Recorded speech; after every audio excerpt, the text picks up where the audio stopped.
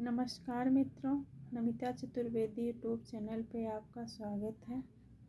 आज हम LT mains के लिए प्रश्न नंबर 2 देख रहे हैं। प्रश्न है, इतिहास शब्द का अर्थ स्पष्ट करते हुए इतिहास लेखन की प्रमुख पद्धतियों की विवेचना कीजिए अथवा इतिहास लेखन की प्रमुख पद्धतियों को समझाइए। उत्तर संख्या, इतिहास शब्द के व्युत्पत्ति एवं अर्थ। इतिहास शब्द 3 शब्दों इति, हा तथा आस के योग से बना है। इति का अर्थ है ऐसा, हा का अर्थ है निश्चित ही तथा आस का अर्थ है घटित हुआ। इस तरह इतिहास शब्द का शाब्दिक अर्थ है जैसा हम पढ़ रहे हैं वैसा अतीत में निश्चित ही घटित हुआ था। इतिहास की परिभाषाएं। पश्चात विचारकों के अनुसार हेरोडोटस इसको विश्व में इतिहास का जनक माना जाता है।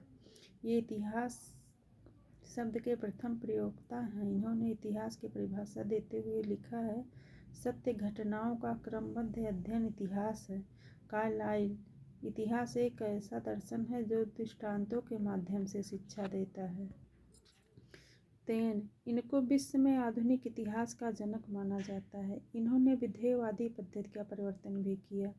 इन्होंने इतिहास लेखन में जाति, वातावरण एवं क्षण को विशेष महत्व दिया है तथा इसी दृष्टि से इतिहास की परिभाषा देते हुए लिखा है, किसी जाति विशेष की वातावरण विशेष से प्रभावित तथा क्षण विशेष से निर्मित प्रवृत्तियों का विश्लेषण इतिहास है। भारतीय विचारकों के अनुसार, डॉक्टर नगेंद्र के अनुसार बदलती हुई अभिरुचियों का इतिहास साहित्य इतिहास है जिसका सीधा संबंध आर्थिक क्रियाओं से है। रामस्वरूप चतुर्वेदी के अनुसार साहित्य के इतिहासकार का काम है कवि के कार्यों को साहित्य की विकास प्रक्रिया में न्यायोचित दिखा सकना। रामचंद्र शुक्ल का कथन है, जबकि प्रत्येक देश का साहित्य वहाँ की जनता की चित्रवृत्ति का संचित प्रतिबिंब होता है, तब यह निश्चित है कि जनता की चित्रवृत्ति के परिवर्तन के साथ साथ साहित्य के स्वरूप में भी परिवर्तन होता चला जाता है। आदि से अंत तक इन्हीं चित्रवृत्तियों की परंपरा को परखते हुए साहित्य परंपरा के साथ उनका सामंजस्य दिखाना ही साहित्य का इतिहास कहलाता है। इतिहास लेखन की प्रमुख पद्धतियाँ। वर्णानुक्रम पद्धति। इस पद्धति में रचनाकारों एवं रचनाओं का परिचय वर्णमाला के वर्णों के अनुक्रम से किया जाता है। उसे वर्णक्रम पद्धति या शब्दकोशीय पद्धति कहते हैं। डॉक्टर रमेश कुंतल मेघ ने इसे साहित्य कोशीय पद्धति कहा है। यह इतिहास लेखन की सबसे पुरानी पद्धति है। यह अमनोवैज्ञानिक पद्धति है। हिंदी साहित्य के इतिहास लेखन इस पद्धति का प्रयोग सबसे पहले गार्षा तासी ने किया। कालानुक्रम पद्धति, वह पद्धति जिसमें रचनाकारों का परिचय उसके जन्मकाल तथा रचनाओं का परिचय उसके रचनाकाल या प्रकाशन वर्ष के अनुरूप से दिया जाता है, उसे कालानुक्रम पद्धति कहते हैं।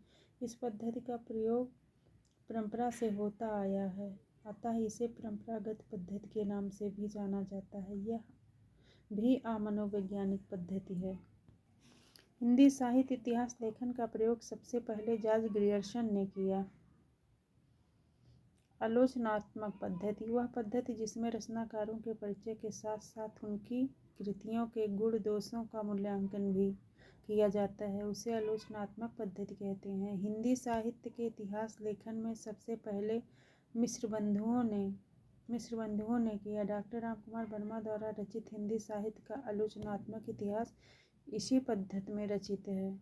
वैज्ञानिक पद्धति चौथा है, वह पद्धति जिसमें आंकड़ों का विश्लेषण किया जाता है, भाषा के विकास क्रम को ध्यान में रखा जाता है, रचनाकार एवं रचनाकारों की प्रवृत्तियों का विश्लेषण करते हुए निष्कर्ष दिए जाते हैं, उसे वैज्ञानिक पद्धति कहते हैं। हिंदी साहित्य के इतिहास लेखन में इस पद्धति का प्रयोग सबसे पहले मिश्र बंधुओं ने किया। डॉक्टर गजपत चंद्र गुप्त द्वारा रचित हिंदी साहित्य का वैज्ञानिक इतिहास इसी पद्धति में रचित है। समाजशास्त्रीय पद्धति, जिस पद्धति में रचनाओं एवं रचनाकारों का मूल्यांकन इस दृष्टि से किया जाता है कि उन्होंने समाज से क्या ग्रहण किया तथा बदले में समाज ने क्या दिया, उसे समाजशास्त्रीय पद्धति कहते हैं। आचार्य हजारीप्रसाद द्विवेदी ने अपनी अधोलिखित 3 रचनाओं में इसी पद्धति का प्रयोग किया है। हिंदी साहित्य की भूमिका 1940 हिंदी साहित्य का उद्भव एवं विकास 1952। हिंदी साहित्य का आदिकाल 1952।